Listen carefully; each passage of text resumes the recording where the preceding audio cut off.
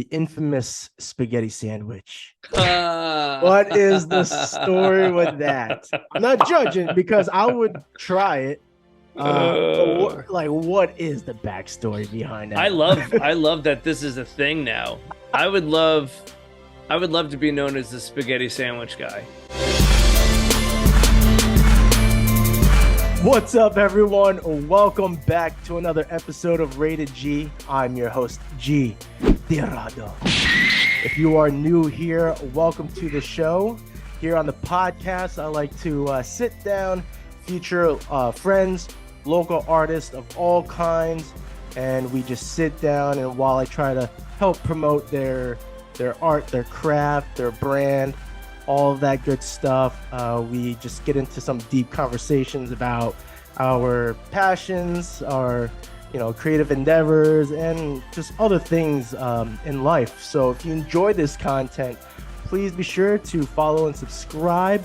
And if you are watching on YouTube, please do all that I just said. Ring the notification bell, leave a thumbs up, comment, all that good shit that helps. Oh, well, there goes the possibility of monetization. All that good stuff that helps the algorithm. And for everyone else that is a returning audience member, welcome back and thank you for your continued support. This is really exciting for me because my guest that is joining me today has been on before. This is his second time, and I've had the privilege in seeing him perform here in Richmond. He is a New York comic. So enough of my jibber jabber with the intro. Please welcome back Kevin Dombrowski. Wow, I really like the updated intro that we've added to the show. It adds context and the possibility of not making money off of this. And I really butchered that, and I was just reminded of it listening to I was listening to like Tuesdays with Stories with List and Mark, and I was like, oh yeah, that's a thing now. I forgot. I think it's like the first 14 seconds you can't curse or something crazy like that. Did you hear about that? No, Okay. I've never been worried about money, and not the fact not that I have an abundance of it. It's I seem to not be able to find it. So I don't I don't worry much about the first 14 seconds of anything. Yeah, I guess it's a little arrogant of me to think there would be any near possibility that Oh, stop it. You gotta project. You gotta project. No, but hey, yeah, thanks for doing this again, bro. Of course, man. Thanks for having me. I actually initially I wanted to mention in the intro how we met. So to kind of I thought you were gonna say initially you wanted another guest. No, no, man. I well, right, like no homo or anything, but I don't know, like knowing you thus far from the first day we met, you've been such a cool dude. So I don't know if I'm just living off of this parasocial life, but I don't know, just our little back and forth online, and even when we have seen each other, I don't know, it just seemed real. It is real. I have been grooming you since you were a young boy. I do what every good comic does. I groom young audience members into becoming friends. No, dude, I appreciate you having me on. Love getting to hang and chat. It was great to see you when I was back in Richmond. I appreciate you bringing your entire family. Lord knows we needed that with the audience. It was Thanksgiving weekend. That was a fun one. Yeah, I'm glad you brought that up because I was hoping we could kind of. I mean, it's February now, but I was hoping we could actually recall that night because I had a couple questions and some things to point out from my point of view. Is one of them quit? No, this fucking guy.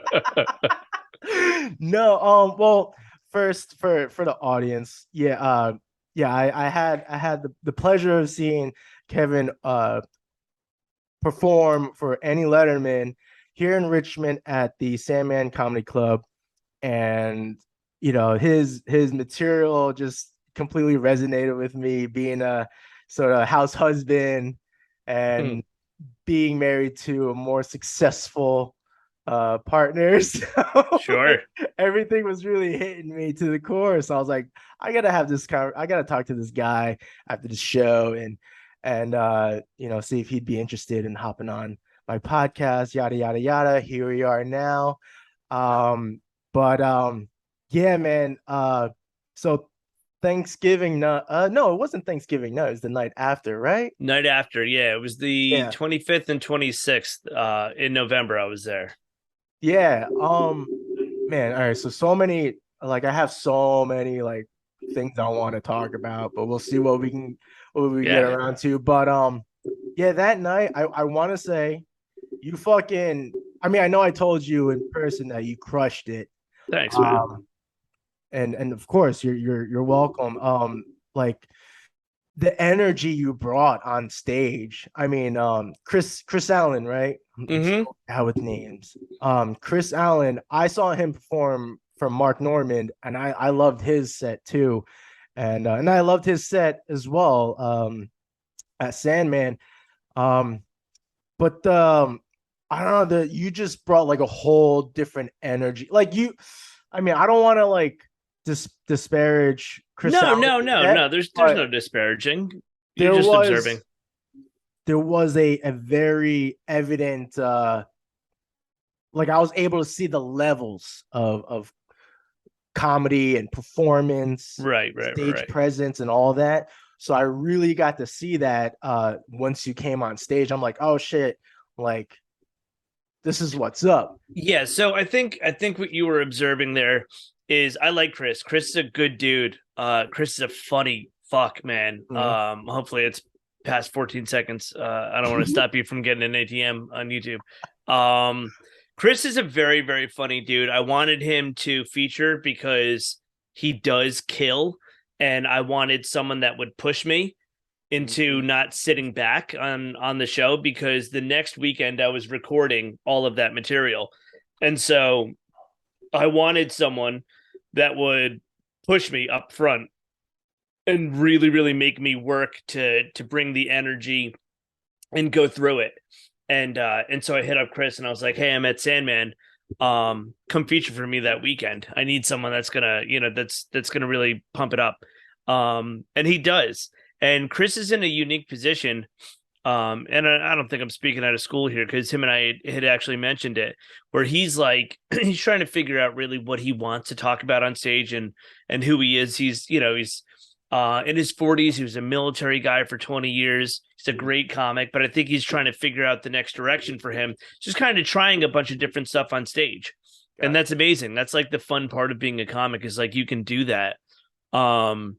And that's what I'm doing now that I've recorded all my material. I'm like trying to figure out what direction to go in and what I want to talk about and stuff like that.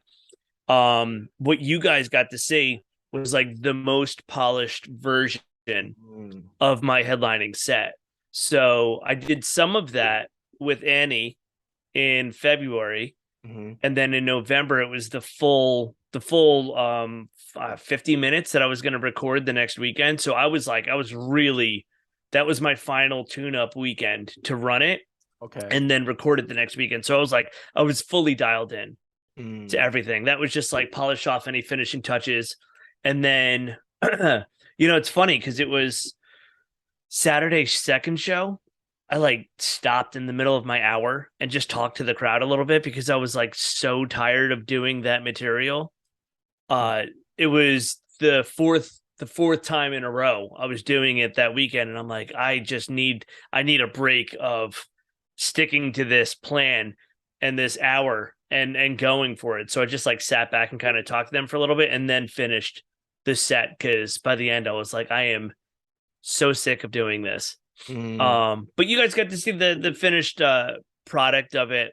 It was good. It was really fun. I'm glad I got to do that, because the next weekend recording I did 2 sets at Gotham on Friday. I headlined Atlantic City on Saturday, and then I recorded that Sunday. So I was like I was in mid-season form. Let's just say that. Okay. And yeah, dude, it was fun. But you guys are fun. Like I really like Richmond. It's a fun crowd. it's such a mixed bag of what you're gonna get, and it's so fun to fuck with. That's been the general consensus from I would say New York, yeah, New York comics, because Giannis Papas said the same thing when he came to Sandman, and uh, Mm-hmm.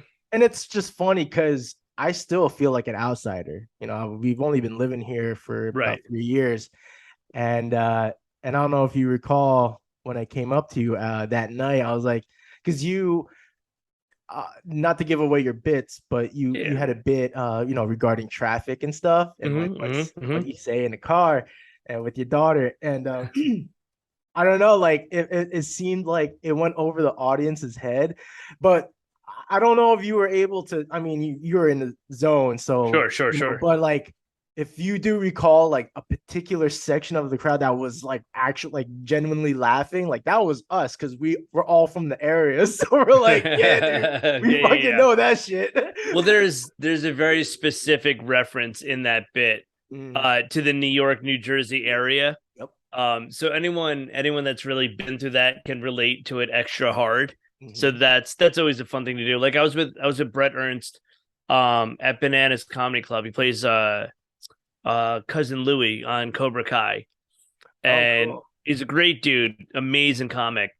And there is one part of the act where I talk about how kids just kind of make stuff up at a table, and how how they um it's like when you have to ask questions to kids, like what was your favorite part of the weekend. It's like how you talk to kids, and then they make up something that just never happened, and it's like a ridiculous answer. What they never say is like, like my favorite part was how you blew your life savings this weekend. Like they've no kid has ever said that. So that's like kind of the way the joke goes. But in Jersey, opening for Brett, who's a super Italian dude, I was like, they never say my favorite part was how you blew your life savings in Seaside over the summer. And like that uh Seaside's like a super popular, like where they filmed the Jersey Shore. Mhm. So saying that in North Jersey, where everyone goes there for the summer, it like fucking murdered. Mhm. And that was a fun thing. So it's like, for the overall picture, those specific references are kind of here or there. But like when someone's really, really in on the joke, and you have a very specific part of a joke for a Mhm. specific type of person, and then they get that even more, that it's just like an extra fun thing with the joke. Yeah. Yeah, it was yeah, like it's I don't know if it's like, you know, I don't know if it's like coming out of bias, but I mean, the, I don't know, and I don't know, like maybe it was just the crowd, but I'm just like, dude, this guy is fucking like everything was just like hitting, and I just feel like maybe it's a regional thing too, maybe because it's Richmond, but I Mm. just felt like the crowd was like, you know, Oh, um, I don't know. I think it that's just my depends. opinion. I mean, I Sure. think overall you still like I feel like with the I think you still fucking did an awesome job. In a way, I Yeah. was like, dude, what the fuck, guys? Like, I was like fucking up with the crowd. I was like, are you not getting these jokes? Well, some of them were weird. Some of the those aren't exactly comedy club people that come out the That's weekend true. of Thanksgiving. Yeah.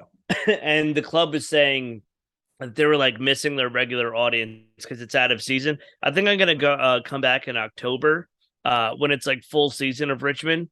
Mm. Um yeah, there's look, you deal with that every club you go to. There's like there's usually one crowd, one crowd where you're just like, what are we doing? This is wild. But it was what show did you come to? We went to the I think it was the last one Saturday night. Oh, okay. So that, yes. You were So that bantering with the young table, which is yeah, hilarious. yeah. That was the last one, because that Yeah. was when so that that's so funny. That was a fucking insane crowd. That was the one where the daughter was yelling out about her parents and where they were from, and it was their 50th wedding anniversary. And I think I just sat down on the stage in the middle of the show and started recording. I don't know if you were at that one. No, that was I think that was the night before. You can understand how it would be more fun to do this in the moment. Hey, everybody. Hey, if you're in the front row, raise your hands right now. Great, no interaction. That is... There's a big screen you guys could have seen yourselves on, but instead you chose to just do them right in front of me. And this is, if you're looking on my Instagram right now, it's their anniversary. And then that's their spokesperson right there. Not sure if she's a daughter or just a PR person that walks around to comedy shows with them, but I have that information, so you need it too. Follow me online for more. You say, and they're Polish? Fuck you, sir. It was funny. Yeah, I mean, yeah. I liked the club. I had a fun time. I felt dialed in. And the crowds are, it's interesting because you get a bunch of different type of people in. So you get to see what works and what doesn't with what types of people.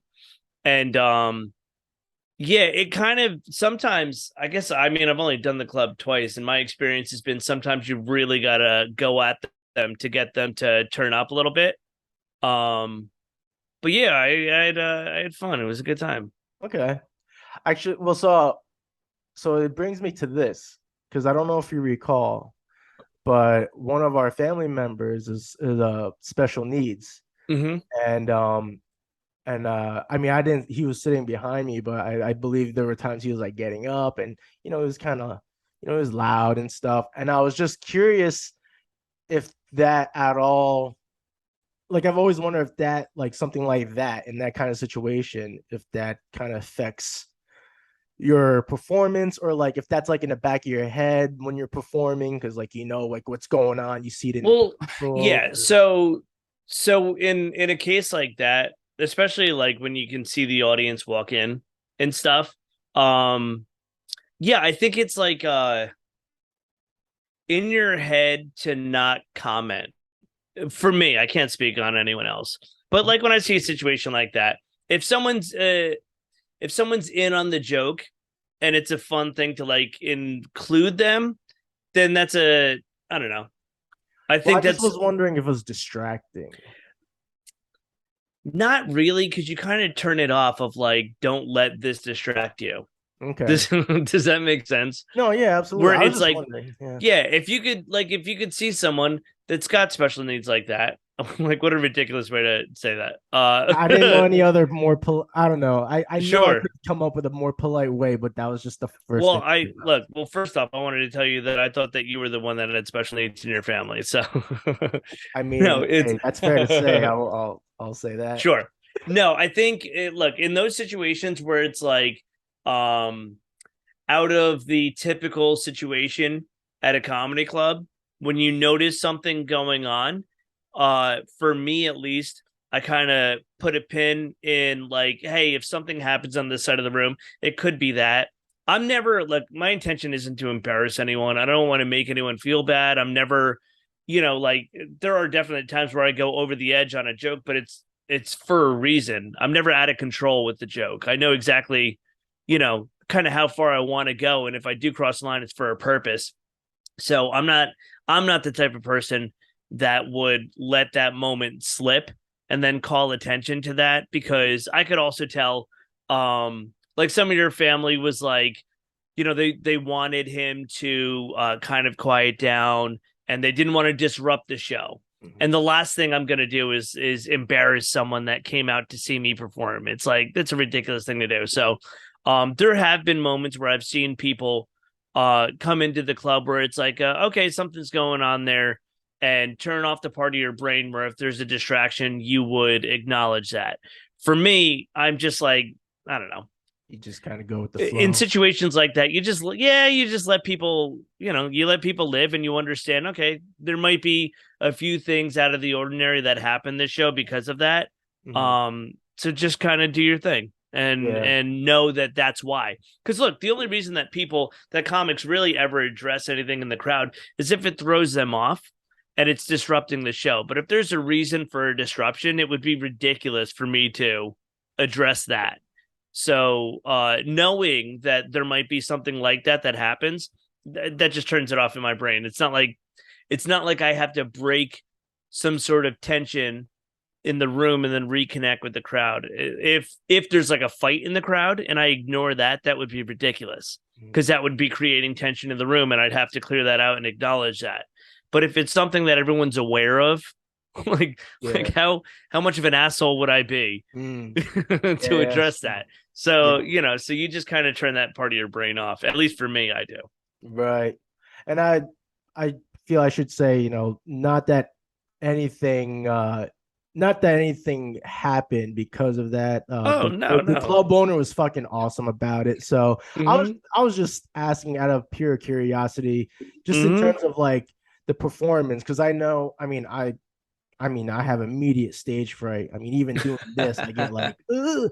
So I only put myself in your position. I'm like, oh man, like, even if I knew there was something, if I knew what was going on, it would like, I can feel that it would kind of like, it might make me skip a beat or like skip, it might throw me off for like a second.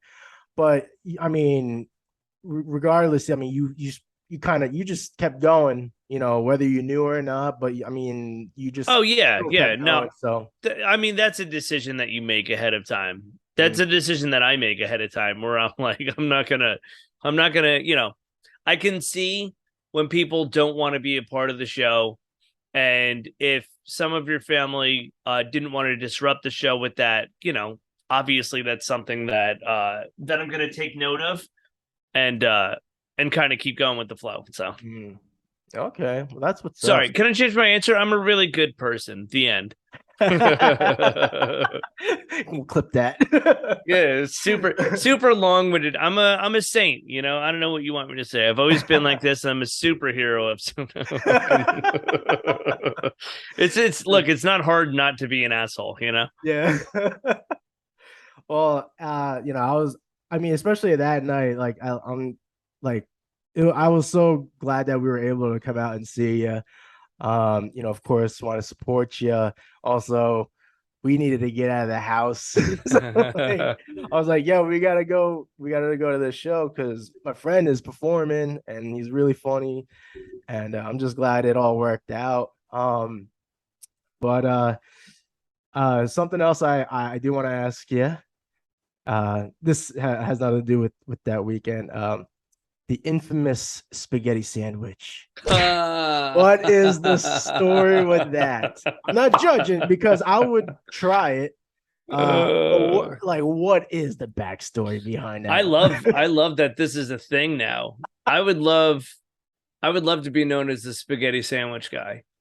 I do weird shit with food too, and I've yet done that. So I'm like, okay, so I've got a weird thing where I don't heat up leftovers. I like cold leftovers, and I don't know why. I don't like reheated unless it's like Chinese food. Sometimes reheated pizza is good. But I've got a thing where if I have leftovers, I usually just pull them out of the fridge and eat them cold. I've said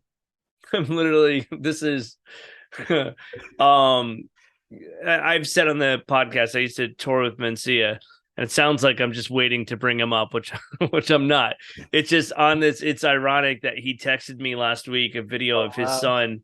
He texted me last week a video of his son saying, do you remember when Kevin Dombrowski used to stay at our house and he would just go up to the fridge and take out like a cold steak or cold leftovers and just eat it like an animal without heating it up? So like he texted me that like 2 or 3 weeks ago. So it's like a track record with me. It's like well documented that I do not enjoy heated up leftovers.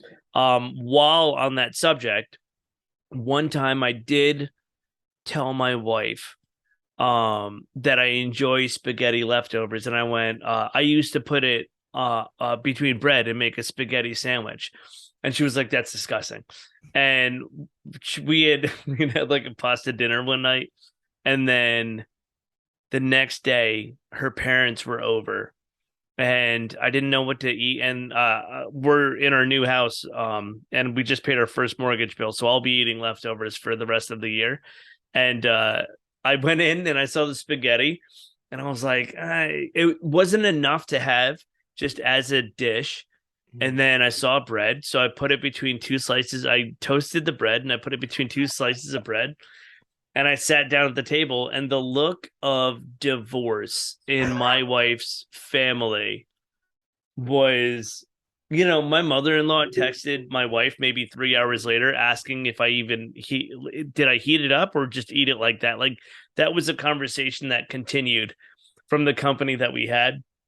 And I was just in a goofy mood, so I just tweeted a picture of it because I was like, I know my wife hates this, and there was like a big deal made of it while I was eating, so I just put it online to fuck with them. And it took off in a way that I did not expect it. I didn't expect to spark such a debate. It really it really took on a life of its own. I might have to paint that because I don't know if you noticed in the background, I've been painting food. So I might have to paint that. I love that. It's a good picture. If you want, I'll mail it to you. I 100% want that. I 1,000% want a picture of that. Don't you test me, Kevin. I'll do it. That would be amazing. I would love it. I'll hang the spaghetti sandwich right on the fucking wall behind me. I've got no shame of that. It's settled. I'm going to do it. I love that. It did. Please do that, and then I'm going to post it online. It did spark a debate. 45% of people in this country enjoyed it. 55% would rather not talk to me again. I mean, I would try it. My only pushback is that when it comes to cold leftovers, it really depends. I'm very particular about what cold leftover is. I don't know if it's I don't know. I haven't spoken to enough Asians around here, but I don't know if it's like an Asian thing where if the Asians do like cold leftovers or not. I'm not that type of Have you tried just saying it into the mirror? What, that I'm Asian? Have you tried just having a conversation with another Asian in the mirror? You should do that. I guess should. Is there a big Asian community in Richmond? There is. But I'm told that majority, at least with just Filipinos, because I'm like, where are the Filipinos at? Sure. But I'm told that a lot of Filipinos are in Virginia Beach, and that a lot of Filipino restaurants, like Jollibee, of course, but like other, I guess, like smaller restaurants are around that area. So I've been meaning to check that area out. But I think you made me guess what type of Asian you were the first podcast. Did I? I think you did. I probably have. I don't know. I like playing the Asian game is what I call it. Because I'll just say Filipinos in general, like we do that shit all the time. Like, yeah, you do like doing that. My mom fucking thought The Rock was half Filipino. Like, mom, I could see that. His mom looks Filipino. Well, see, that's the argument, because like there are. I mean, I think it's just the Polynesian genes. Like, Filipinos are Pacific Islanders ultimately. So, I mean, there are so many related features. I mean, shit. I watched Tiger Belly with Bobby Lee, and there's like facial expressions he makes, and I'm like, he reminds you of my sister, with the long hair and everything, minus the stash, because sure about that. But we love to play the Asian game where we kind of guess, or we'll just go up front and be like, hey, are you Filipino? And be like, no, I'm Malaysian, or Thai. I'm like, oh, okay. Because the nose and the blah, blah, blah, I just love. And not only that, when we were still living in Jersey, I swear to God, when I used to work at Michael's, and back then I had long hair, so I was more overweight, so I was very Samoan looking. So any chance anybody had, they would come up to me. Like, seriously, I'm not even exaggerating. They would literally come up to me and be like, are you Hawaiian? Or are you are you Mongolian? Are you Samoan? Are you Thai? I was like getting all this shit. I'm like, no, I'm Filipino. And I'm just like, man, they're not shy about it. it's so, and then it's white people though. Like, it's like, oh, sure. You're telling me white people in New Jersey aren't shy about judging someone by how they look and what race they are? That's crazy. But like the craziest interaction I had was I was leaving work. I used to work the graveyard hours, so I would leave before the store would open. And you get your crazy customers that come in like 10 minutes early. But I remember leaving the store, and as I'm walking around to my car, this lady pulls up in her car right in front of the store. She's like, "Excuse me, I wanted to ask you, are you from Hawaii?" And I'm like, "No, I'm Filipino." She's like, "Oh, okay, I thought you were Hawaiian." I'm like, "No, I get that a lot, but I'm Filipino." And then that was it. I'm like, you literally you pulled from the empty parking lot to the front of the store just to ask me my background. Well, Like, she pulled there to tell you to get out of her country. She just didn't finish the sentence. Can you imagine? Just like, oh, okay, that's nice. Get out. Yeah, 100%. I can't imagine that. What Michaels did you work at? Where did you live in Jersey? So I kind of bounced around. I'm originally from Haskell, Wanacue. Okay. It's right next to Pompton Lakes. Yep. But yeah, that's my hometown. So I worked at the Michaels in Wayne. On Route 23? Yes, sir. Yeah. So I don't give a shit if people know where I live. My wife and I bought a house in Kinnelon. I'm in Kinnelon right now. You know what? I thought I saw that in like your stories, and yeah, man. In high school, we used to always go over there, hit up Butler Bowl. Oh yeah, gotta remember that place. It's so funny being back here because I grew up in Lincoln Park as a kid, and I didn't know anything about like any of these towns except that they had more money than me. And so like I remember such a negative connotation in my head, or like association of like all these other towns where I'm like, like fucking stuck up, rich people, this and this. And then as an adult looking around this area with my wife, because we wanted to be an hour outside of the city. Nice, good schools, the whole nine, but like, like a unique community type thing. And then I started looking at all these places and I was like, yeah, they're stuck up, but it's like nice. Like I want to be stuck up. Like I want I want that poor kid to look down on me too. Like this place is fucking awesome. So we're in Kinnelon now. There's a fucking 1,000 lakes. There's a lake behind my house. There's a 1,000 fucking lakes up here. It's up on a mountain, which is a total different ball game. This literally happened to me today. So the owners of this house, this is a 1940s lake house, and it got flipped. So it's 83 years old. They flipped it, and it's like an old house. It's really modernized, and it's like the perfect combination of like what we look for, where it's like traditional classic house with like fucking stainless steel appliances. So it's like easy living, but also that rustic feel. And that makes you feel not like you're in the city and like like you're doing it, like you're actually doing something. Right. And my dryer has not been working for the month we've been here, and it takes forever to dry clothes. And my cousin, who works in fucking heating and cooling in Jersey, surprise, came and checked the vent, and there was a fucking whole ass bird's nest in my dryer vent. And then he kept shaking it, and there was like 3 beehives from when the last time people lived in this house was 2014. So like, dude, this is where I live. Is like there was a fucking bird's nest in a dryer, like we're living on a fucking farm or something. Do you understand? Like fucking the problem was the birds and the bees. like what a fucking like, where am I living? Sounds like a bit. Yeah. It might. I might have to take it on stage. That might fit perfectly into describing. I describe where I live now as there's a lot of roadside memorials.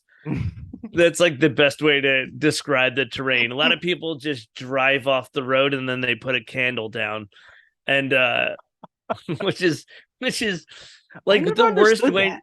It's the worst way to remember someone. Yeah. You're remembering someone by their worst decision. Yeah. Like, remember people by the greatest thing they ever did. You know what I mean? Like, remember me remember me by I don't know, build a memorial right where I married into my wife's family. Yeah. You know what I mean? Like right where I got access to that trust. Yeah, not off the shoulder where people pull over to take a piss on a long that's what I'm road saying too. It's like what are you gonna go talk to that tree like Forrest Gump? It doesn't. And then you get hit by a car and there's another candle there. It's just like, where Dead does deer. it stop? Exactly.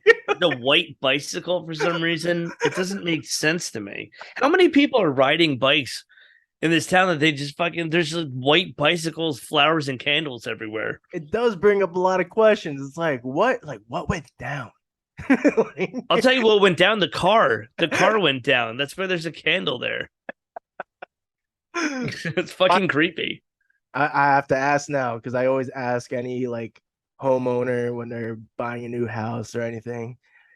Is there any dark history on? Oh God, I'm sure. So the problem is this house was completely gut remodeled. Ooh. So I'm sure I just found pictures online of my bedroom before it got remodeled in the construction process. And it was like down to the framing of the house. So I'm sure there's some fucked up shit that happened. I mean, the house is from 1940. Something had to have happened in this place. And no one's lived here since 2014. Ooh. So almost 10 years of a vacant house. I'm sure something fucking crazy happened here. I've been addicted to like ghost compilation videos. So that's why I asked. And I have this theory that like the most intense like poltergeists and ghost sightings happen in third world countries for the most part. But I don't know. I'm just always. Why is that? Huh? Why? What do you mean? Why do you think that? Like, why do you think the most intense ones happen in third world countries? I think just because they're third world countries and they just, it's. So you think the ghosts are put out as much as the living people? I just think like, I don't know. Yeah, I don't know. I just feel like the one, like the countries that like, lived in poverty and all that, like there's like even like crazier shit that went down and it just never left the land. Sure. Like that the spirit, like the energy. Oh, I get what you're saying. Yeah. Okay. I'm bad with words, so forgive me. So the way that they died, or like the energy the way that they lived, dictates how they died. Got it. Yeah. So I'm thinking of that like it's a ghost, like a tourist in a third world country that's like, ugh, I can't even drink the water here. Like just irritated white touristy ghosts. I just kind of like reflect, like I just kind of correlated like just the way the lifestyle was. I mean, I would even imagine, depending where in Haskell Wanacue, like man, I'm sure there's got to be parts of that town where it's like, oh yeah, dude. Maybe like even indigenous and spirits and whatever. There's some fucking mountain people up here. There's my one neighbor. I was she's an elderly woman and she's lived here for 700 years. And I was trying to get the ice off my sidewalk and I was fucking exhausted. And she just leaned out the window and went, what are you, tired? And I was like, yeah. And she was like, when it just started. And I was like, fucking, what are we in Game of Thrones? This is New Jersey. People are not supposed to live like this. I'm exhausted. I'm used to living. These people survive. And that's the difference of, I mean, I show pictures of my house to my New York friends, and one of them, he said, oh my God, it's got a washer and dryer. And I go, it's a fucking house. Yeah. Dude, you know how broke you sound right now? The security deposit, it's also a mortgage, you dumb piece of shit. Fucking, it's funny. It's funny going from a situation, like I went from an apartment building with the shitty super to a house with the shitty super, That's like the situation. I'm now the guy where I fix something and I look at my wife and I go, I don't think he did a good job. It's all encompassing, but it's a totally different lifestyle than what I'm used to. That's what I love about living here is I've always lived similarly. either around New York City or in New York City. Okay. Always the same type of lifestyle, always the same type of people. And then here, it's a total departure. This is the first chance I've ever actually felt like it's a fresh start with my life. And I think that's why I'm enjoying it so much. Mm.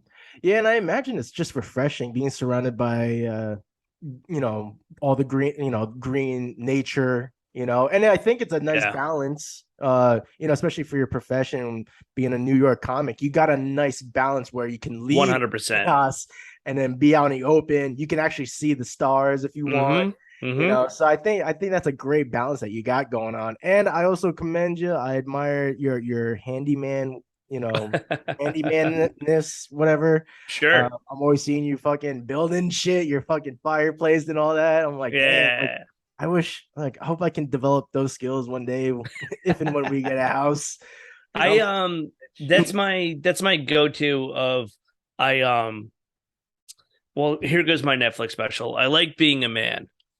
I The title of his special. no, I do. I think I might call the next album "The Birds and the Bees." Honestly, I like being a guy's guy, and it's funny in this area because in New Oh, York, I was a man, and here I'm like a bitch on the block. I'm fresh meat here, and so this is a different level of survivalism. It's like every day here, naked and afraid or whatever, yeah. you win these things and your survivalist rating goes up. Every day I wake up here and I check my survivalist rating. My hope is to be as much of a man as my elderly female neighbor. That would be that's that's my goal. That's my goal in living here.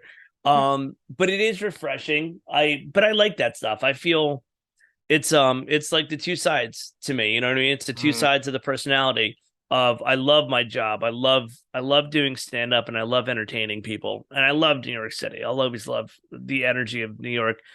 But there is a definite side of me that likes to turn it all off and just do the family thing and be a regular dude, which is kind of what my whole goal in life is to make enough money where I can just be a regular guy. That's Mm. like all I fucking really want. Yeah. And so there's no better place than where I am right now to turn it off and just like do yard work or build something in the yard. I'm building a fence by the driveway. There's like a whole design that I drew up.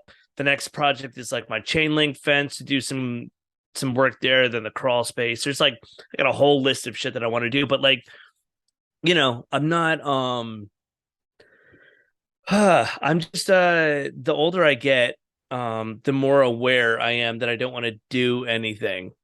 Mm. So this for me is like going to a bar. Like when I wake up on the weekends and like I get to like work outside on something around the house, like that's like going to a bar for me. Like that's relaxing for me. It's almost It's like a meditative thing. Yeah, exactly. okay. I So respect. like yeah, coffee, cigar, building a fence. I'm getting wood right now just thinking about it. Speaking of coffee, yo, is it the caffeine in coffee that makes you shit? Oh God, that's I'm a not a good coffee question. drinker, but I have a theory on something. It might be. I don't know because I think it's like if I drink a Coca-Cola, it's the sugar that would make me shit. So I don't know if it's a Oh, caffeine interesting. related thing. When I used to drink, because like I haven't drank soda in a long time. Right. Um, I used to feel that soda would make me constipated. But the reason why I ask is because I don't drink I hope there's a reason. coffee. Well, now we're getting to the shit talk here. No, because so I don't drink coffee, but I'm active. I like to work out every day, so I drink pre-workout every morning. And man, the pre-workout flushes everything out. Oh yeah. Like I don't even need coffee. I just need a scoop of pre-workout, 20 minutes, and then it's running water, man. It's fucking Everglades. Sure. Sure. I can't wait for the question here. I was just wondering if that's just because of the caffeine. So I was wondering, I don't know. I was just wondering, like, I wonder if it's just the caffeine that makes you shit, like it clears out your system. Maybe it's the bean itself.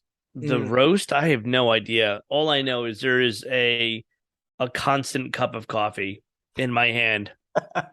And I'm pretty regular. I'm pretty regulated. It does speed up the process, but man, there's nothing to me. There's nothing better than a nice cigar and a cup of coffee. I mean, that's so good. I would shit in my pants to not get up and stop doing it. Yeah, I can't. I'm one of those type of people that like I can't function without shitting first thing in the morning. Like I gotta get it out. And like I said, when I take my pre-workout, I'm talking sometimes like, and on a good day, I got like 3 rounds of shitting before I hit the gym. Okay, so let me change my answer. I don't think it's the caffeine. I do think you have an issue with your body happening. Oh no. I don't think it's the caffeine. I think it might be the colon cancer. Something is happening. No. Something's happening to you. Because when I don't have my pre-workout, like if I take like a rest day or anything, like I don't shit. Okay, but are you taking the pre-workout anally or orally? Sometimes both. I think, well, there's the problem. Here's the problem. You're not supposed to take a pre-workout enema before you go to the gym. Fuck. Okay. Not bad. I gotta write that down. Sure.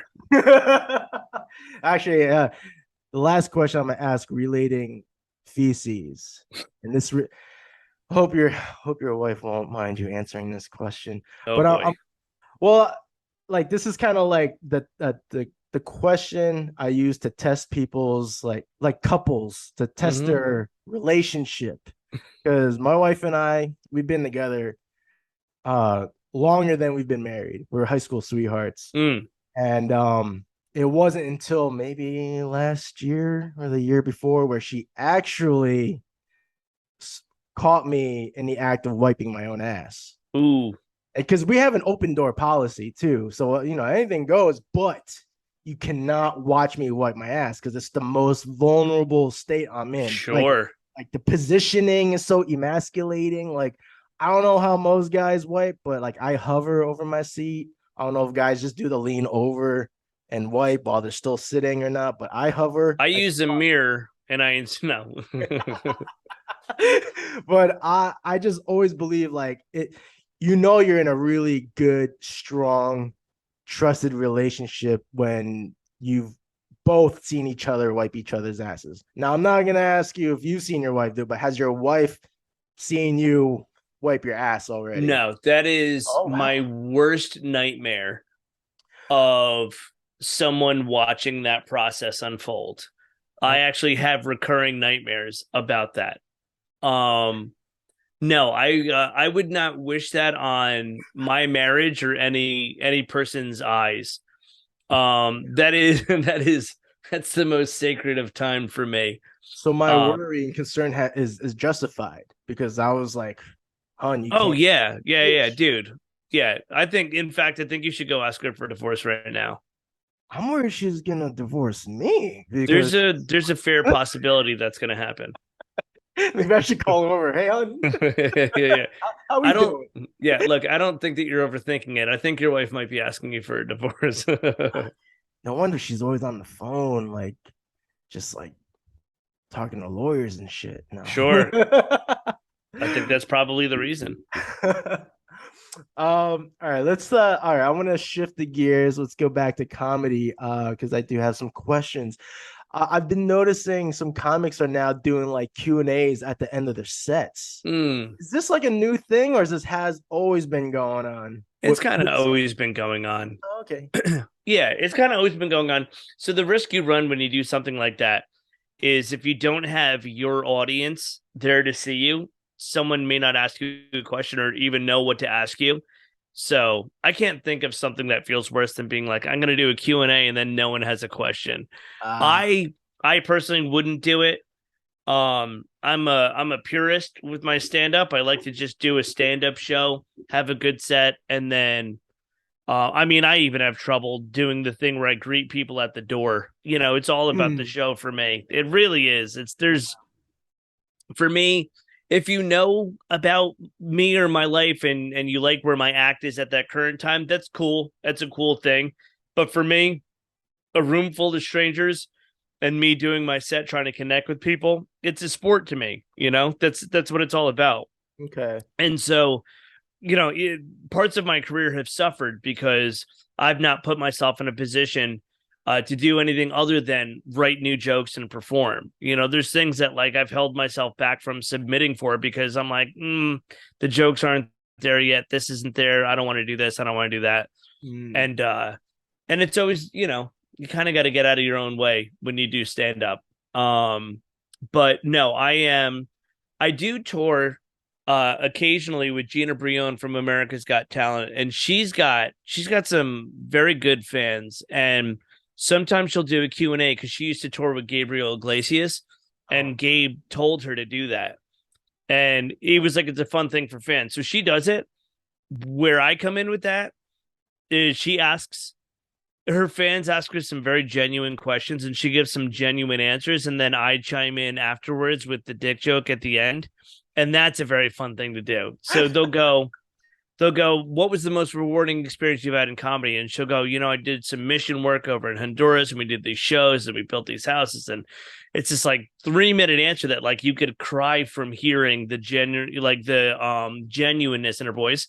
Mm-hmm. And then before we move on, I'll go, hey, Gina, if I could just for 1 second tag on to that answer. I've not done charity work, but I do plan on doing some missionary work with my wife back in the hotel. It's all stuff like that. So by the end of that, every time I even talk in the mic, the audience is already laughing because they're in on the joke and they know I'm just going to take it in a stupid, funny direction. So I really enjoy that. That's like the most I've really ever done with it. I think if it's a fun moment for your fans and you want to do that, all the more power to you. I have a very hard time doing anything other than trying to write the best jokes I can and do the best show that I can, and then trying not to hate myself afterwards. I always thought maybe it was also part of the comics way of working like improv too, like interesting. There could be an element of that in some people's things. Some people might be mining or fishing for some material in the answers and stories that someone's questions may jog up a story from a memory you haven't thought of in a while. That's a good point. That could definitely lead to that. Okay.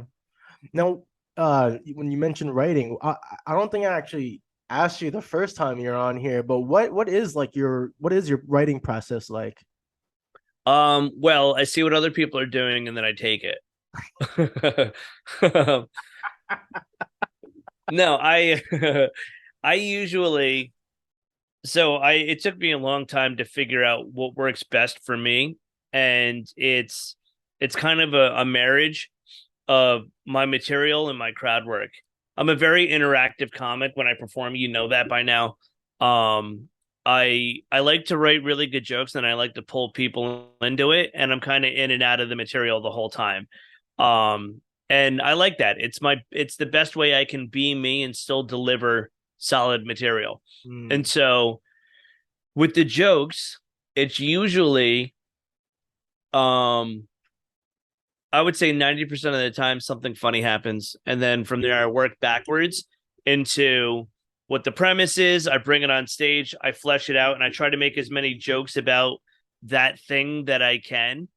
So I bring it on stage, and it's like, okay, like the roadside memorial thing. When I saw that, it was like, why would you want to remember someone's worst decision? Why wouldn't you want to remember someone's greatest accomplishment? And so then I keep going with the candle thing and the Forrest Gump thing. And then if you talk to the tree, you get hit by a car, there's another candle. And it's like all these things. I try to get out all these little jokes about it. And then I keep doing it until I can't think of any more jokes. And then when I'm out of fleshing the whole bit around, just getting as many little jokes about this subject or this funny thing that happened, I'll bring it off stage and I'll organize it with like, how should this start? Here's the ending. This is the funniest part of the joke. This should be the punchline, or everything's leading to this. What's the actual punchline of this joke? And then it starts obviously with the setup or the premise of it. Okay. So 90% of the time something funny happens and I go, oh, I could talk about that. and I'll just flesh it out, and I'll find a way of talking about it. I would say 10% of the time I think of a really funny idea, and then that'll be like the subject of the joke, and then I flesh it out, um forward up to the punchline of like what the funniest way to end the joke would be. Okay. So, but is it written down? Like, is this all like handwritten, or no. is it, oh, it's all in your head? Yeah, it's all in my head. I've got, did you see that? I just let some of it out. Yeah. Yeah, that was a shit joke. No, I write keywords down of Okay. like what I need to remember, and then I'll bring that on stage, and I'll flesh it out, and I'll remember what works, what doesn't work, and then I'll adjust accordingly to that and do it on stage, and I'll keep that process going until it's in this finite thing, right? It's all the jokes are there, and then I kind of organize it, and then I'll bring it on stage, and I'll polish that structure, that organized structure out until I'm saying basically the same thing every time, and it hits every time in the same way.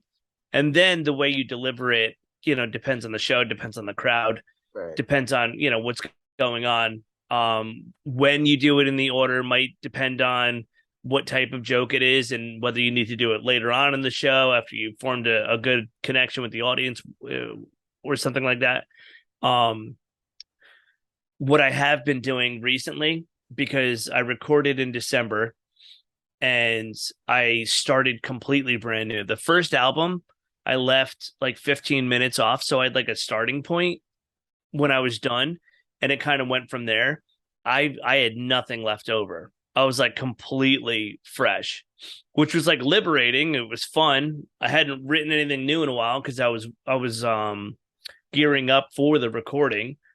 So I was looking forward to doing new stuff, but man, it sucks going from like killing and knowing what you're doing and everything's hitting to like brand new, and you're like, oh God, I don't even know if I have a solid 5 minutes to do in this 15-minute set. Right.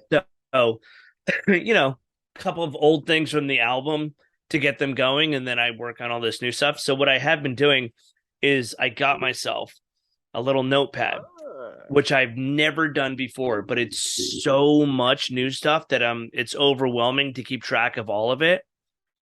And I wrote down a really rough set list of like of what I would remember the jokes by, and where I think they should go, in just reading what the subject is and the type of jokes that should follow that should go before this. And the only reason I did that is to, when I get off stage, to literally just go and draw fucking lines and go, no, this goes up here, this goes down here, this does this, add this tag that you added, because it's so much to keep track of, so that I could just see it in front of me. And now I know, I started with like 15 of like just like raw new stuff, and now it's down to like I think it's a good 5 to 8 minutes of keepable, this works, and here's where I'm continually adding to it. So this will be like my new, kind of 15-minute set in the city. This is the bit. This is where I'm going to start on this next act. Yeah. And then from there, just kind of see where it goes. Yeah, because so I've always heard there was like two, like it always seems there was sort of like almost two school of thoughts of like, or methods of, there are comics that are that firmly believe in writing your material down and work it out and flesh it out that way. I mean, of course, working it out with the crowd, but then you have your other comics that believe in just, they don't write anything down. It's all in the dome, and they just work it out, and they just kind of, it's just all repetition from there on, and that's how they kind of flesh it out. Yeah. Whereas some, I guess, will do a mixture of both, and right, so on and so forth. Yeah, so I'm like, for me, the most important thing is being myself on stage. That's what I'm gonna hit the hardest. So, I pride myself on writing good material. It's not always been the case with me. It's something that I've worked on the hardest is my writing. And my crowd work and interactiveness is kind of like how I started as a stand-up. And so that's always been like the thing that I can rely on. So the blending of those two, I think brought me into like the next level, if you want to call it that, of skill level as a comic. You know, it like advanced me on stage. So for me, the most important part is that I'm being myself. So any way to not script myself and kind of block that process of like being me on stage, I try to avoid. So I'm not sitting there remember, oh, what was that line? And now I'm not in the moment of something that could be funnier with the show. If I'm just remembering the thought of what the joke is and working it out with the audience. Yeah, because I guess it kind of leaves you a little bit of wiggle room to kind of improvise a little bit if you need to. Yeah, definitely. It's more freeing for me.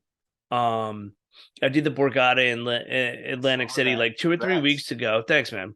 And the first show, you know, it's a theater, it's a Friday night casino gig, which are like that. All of those things are against you. And, you know, theaters are fun, but theaters are fun when you have like a power performance, not when you're like trying to figure out how material works.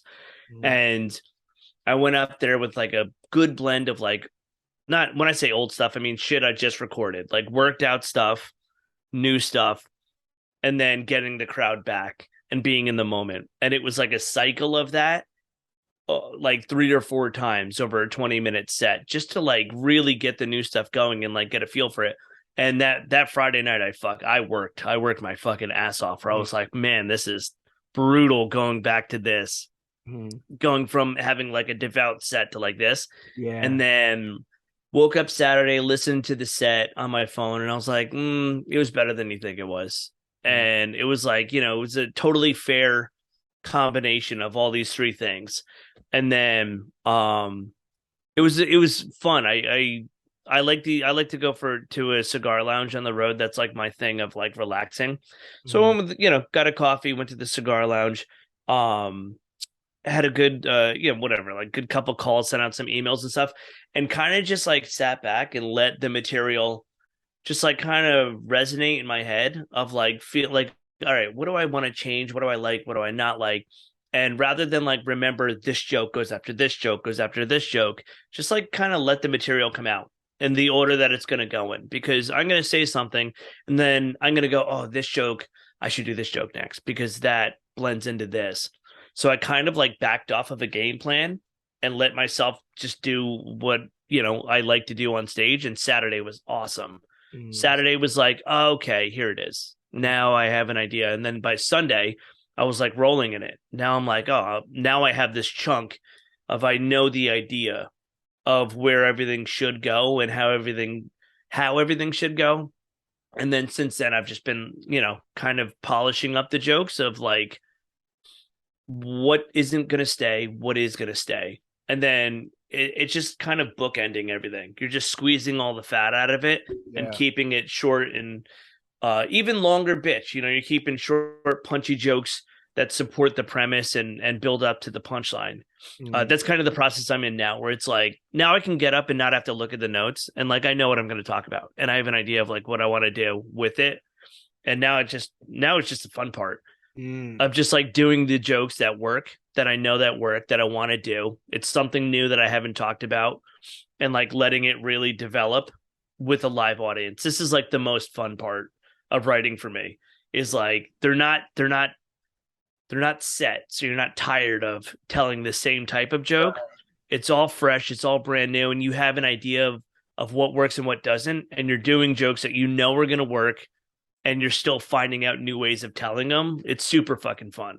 Yeah. Cause like I listen to a lot of comedian podcasts. Like these last few years, I really became so like invested in, you know, I love the art form, and I find it truly fascinating when you hear the insights and all the things that go into even just like the writing process.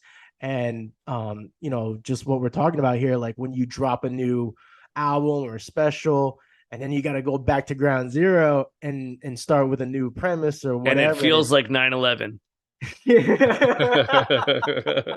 Yeah, and like, well, you know, you hear some comics say, you know, it's exciting too at the same time, because oh yeah, you know, it's all fresh. So I don't know, I'm always fascinated to hear comics talk about that process of, beginning over again with new material. um like, and it's, I don't know, because it's kind of a stretch, but there's a lot of things I try to even relate to, as an artist. I mean, as a visual artist, like, I try to find these key things that kind of like real that I relate to. I'm like, yeah, and when you finish a new painting and then you start a new one, it's like, all right, like, where do I begin? Right. What's the messaging behind it? And yada yada yada, Seinfeld. But I just like, I don't know. I became so in love with the art form, and same with Nicole. Like, we fucking. I mean, it's actually funny. Like, with specials now, right? Specials are fucking blowing up on YouTube, Netflix, all the streaming. But it's funny because before, it wasn't like before we actually started going to the live shows. We would always, we always enjoyed the specials, but then we started going once we started going to Sandman, honestly, and I feel Live shows are the best. they There's no better way to see stand up than live. yes, and I was gonna say, we saw you twice, and even though we saw, when we saw, we know some of the, material that's gonna be coming up or whatever, but like, there's still an element of surprise because you're always gonna switch things up. Or this piece was at the end where you kind of use that as a setup, or whatever. Yeah, definitely. The terms, but I've always just, it's so fascinating. So I feel like watching live sets kind of ruined specials for me, at least, because like, I can tell where things are being cut, like for cameras and shit. It's like, oh, like that guy's arm wasn't like here in the last clip. Like, you know, when like shit is being like clipped together. Yeah. Um, but like, just the vibe itself, I tried encouraging one of my friends who was kind of like in a rut, because he was like stressing about like world problems and shit. And I was like, dude, you know what?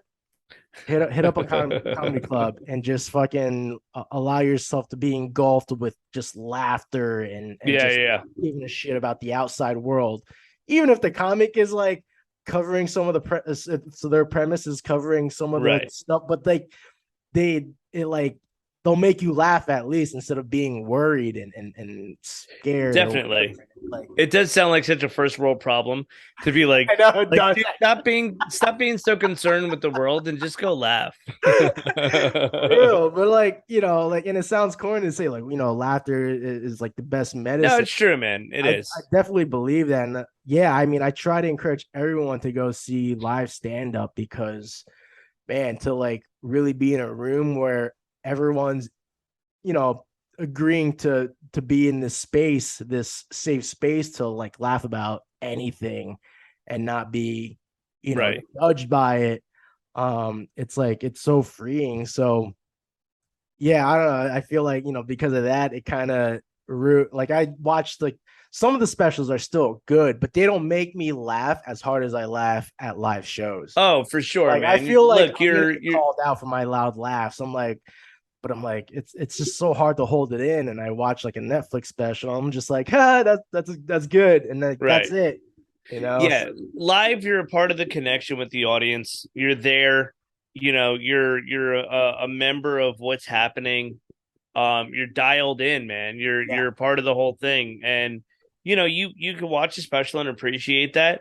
But for me, there's going to be nothing that beats the element of that. And even as a comic, I could watch everyone on a show perform and enjoy it at a much higher level than watching a special. A special, I feel like I'm always like picking it apart, and not in a negative way. I'm like trying to find what the punchline is, what's the setup. I'm too distracted by it.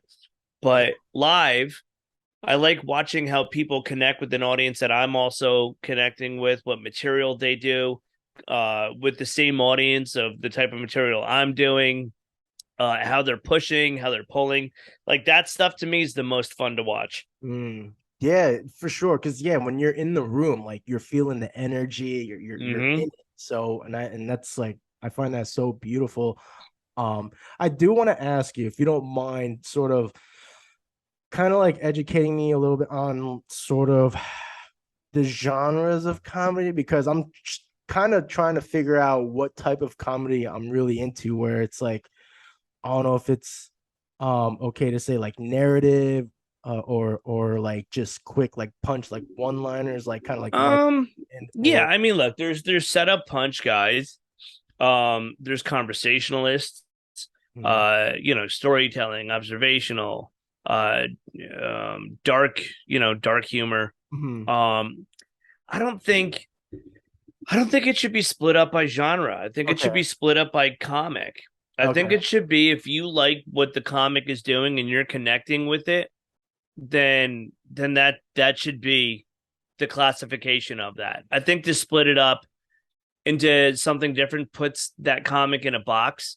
And regardless if they have a devout style, I don't think you should put a certain comic in a box of like this is all that they're gonna do because they may depart from that or um it puts like a weird lens or a Okay. filter on who they are as a comic. And yeah, I think you should just take it comic by comic. You might like certain comic style more than others, but that's just personal preference. Basically just keep consuming the type of comedy that you connect with. And I think that's probably the best way to approach it. No, that's yeah. Yeah. That's totally fair. Well, the reason why I'm asking because like so again, I listen and watch a lot of comedian podcasts. So I've noticed where, I'll become a fan of a comic um because I was introduced to them through podcasts. I'm like, oh, I like their presence on the podcast. They're Sure. funny on there. And then, I mean, of course, I'm sure if I saw them live, I would enjoy their set. But when I see their special that comes out, I'm like, I thought it would have been funnier. Or, like I've Mm-hmm. had that reaction with some of these big names that are out there, and I don't want to name them. I don't think it really matters. But Mm-hmm. but anyway, like yeah, so like like I saw a all right, fuck it, I'm just gonna say whatever. Like your mom's house, Christina P, right? Yeah, Like yeah, I yeah. don't want I'm not trying to shit on anybody. I'm just saying like Sure. I had different expectations and it's my fault to have expectations, I guess. But I find her hilarious on your mom's house. But then when I saw her latest special, I was like, oh, like, all right, I felt it was all right. And I guess it should be, I guess it's okay to say, like, it just wasn't for me, I guess. Yeah, yeah, So, dude, look, it's totally fine. Comedy is subjective. yeah, What someone finds funny, you may not find funny. What someone doesn't find funny, you may find hilarious. yeah, It makes sense to like. You don't have to like everything that a comic puts out. yeah. There's just like this rap that it's like you gotta like everything or the comic's not good or not for you. And it's just not true. It's Mhm. like you could like someone's podcast and the vibe and not character, but persona and material that they do in that podcast, and then listen to their stand-up and you may not connect with what they're saying on stage. And that's totally fine. It just may not be the exact style of comedy or stand-up comedy that you like consuming. That's a totally fair thing to say. Mm. You're not saying she's a bad comic. It's just, not your style of comedy. Yeah. And I think if more people were to approach comedy in that way, it'd be a much healthier environment for Mhm. someone to go, yeah, I like this person on a podcast, but their stand-up isn't for me. Or I don't really like their podcast, but I love their stand-up. I love Yeah, what they it's do. always one or the other for me. I'm like, It's oh, all interesting. different, but it's different projects. Mhm. It's not yeah, it's not exactly, like the material I do on stage may not make it into a podcast that I do or vice versa. Um so I think it just depends on what you like and don't like, and I think that's okay. And I think it's okay to not like something and still think that someone's good. I Mm. think this notion of like I don't like this person doesn't make me laugh doesn't necessarily mean they're bad they're a bad Yeah. comic or they're bad at their job. It just means that I mean, look, I don't like certain types of cars. Doesn't mean it's not a good car. Just Mhm. means I don't like driving. I don't like driving Jeep Wranglers. I Yeah. like the way they look, but I think that they're a terrible drive. So Mhm. for me, it's not for me. But does that make it? I mean, it's one of the most popular cars out there. Yeah. So that's kind of the way that it's like this notion that like if you don't like what they do with stand up, they got to be a terrible comic. No, it's just not for you, and that's cool. Not everyone has to listen to Taylor Swift. Not everyone has to listen to I don't know, a big fucking rock and roll band. It's called Nirvana. Not everyone likes Nirvana. Right. So comedy is the exact same way. The problem is ego gets involved and it's a bravado thing, and it's like you're supposed to be the comic that can take everything in stride and blah blah blah and shut people up and all this stuff. And it's like, yeah, it's just a job though. You know what I mean? Yeah. So it's like on both sides of the coin. I think comics need to be more human and realize that not everyone's going to like them. And that's an okay thing. And it doesn't make you less of a comic if someone doesn't like you. Or you could just be a human and not have to be on 24/7. That type of thing. Or if you want to be on. And and that's who you are, and that's awesome. And then on the other side of the coin, being a consumer of comedy, some comics aren't just going to be for you. And it doesn't mean that they're bad comics. It just means the type of stand-up they do, you don't find funny. It's like, it's sitcoms. Not everyone's going to like every sitcom on. Someone may think Cheers is the greatest of all time. Someone else may think Seinfeld's the greatest of all time. And you know what? You're both right. And that's what's fun about comedy. Yeah, absolutely. Yeah, I'm glad to clarify that, because that's always kind of like sat in the back of my head, like, yeah, I was like, I would always end the thought with like, all right, well, either like, I'm sure it's funny, it's funny live, or it's just not for me. I mean, Yeah. like, clearly they're funny because people love them, but it's Sure. just really not for me. So I always try to end the thought process of like, oh, like that's what it is. It's not just like, oh, they suck. It's like, no, it's just I'm just not into the material or their totally fine. And you don't need to feel guilty about that. Just because you like her podcast doesn't mean you have to like when someone does a stand up and feel bad about it. I think like you're putting too much responsibility on yourself. I think it's okay to just not care for something or care for something. I think it's totally fine. This blanketism of good or bad, or for me, not for me, comic versus, taking a joke versus standing up for yourself. This whole thing is like, dude, we're all humans at the end of the day. Yeah. And not in like this fucking stupid Buddhist way. I'm just saying, like, realistically, you are who you are, and you have to be that person to be true to yourself. And as long as you operate within those parameters, who cares what happens? You can't change anything. You know what I mean? So it is what it is. And it's an okay thing to have. It's okay to have discussions about that. It's okay to, I think it's okay to be human on both sides of comedy. And I think that people forget that. People think it's got to be this rigid thing of like, make me laugh, or you shouldn't have a career. And it's like what a crazy thing to say. Like, do you Chester, make me laugh or die. Right. So you're telling me if you go into a diner and you don't like something that person cooked, that person's not that person can't support themselves as a chef. Like, what a crazy thing to think. It's so fucking insane. But people get worked up over it. And that's because there's a lot of feelings involved with comedy. It's a very vulnerable thing to do and like, because you're really touching into some personal deep shit. If you laugh at a dark joke, there's a reason. If you make a dark joke, there's a reason. And so it's a lot of defense mechanisms and bullshit that kick in. But at the end of the day, I think I've found the best way to live is just to be who you are. And that's it. Whatever comes with that on either side comes with that. All you can do is just live your life and be happy with what you're doing. Yeah, sort of like being unapologetically yourself. 100%, man. There's ways of going about it. I'm not saying go around being an asshole. I'm just saying be who you are. And whatever happens from that is going to happen from that. But at least at the end of the day, if you're happy with what you're doing, Shit happens. Shit happens. You drink caffeine and you take a shit. And hopefully your partner doesn't see you wipe. Oh God, for sure. Speaking of that, I think I do need to take a shit. All right. All right. Two more things. Are you, because the last time you were on, we kind of touched on how you related to Jim Carrey. We were talking about comedy shows that we grew up on, and we're talking about In Living Color. Yeah. Kind of related to Jim Carrey, being like the token white guy and whatnot. Are you aware of this female Yes. doppelganger? Yes. Yes, I am. Yeah. Yo, how crazy is that? It's unfortunate.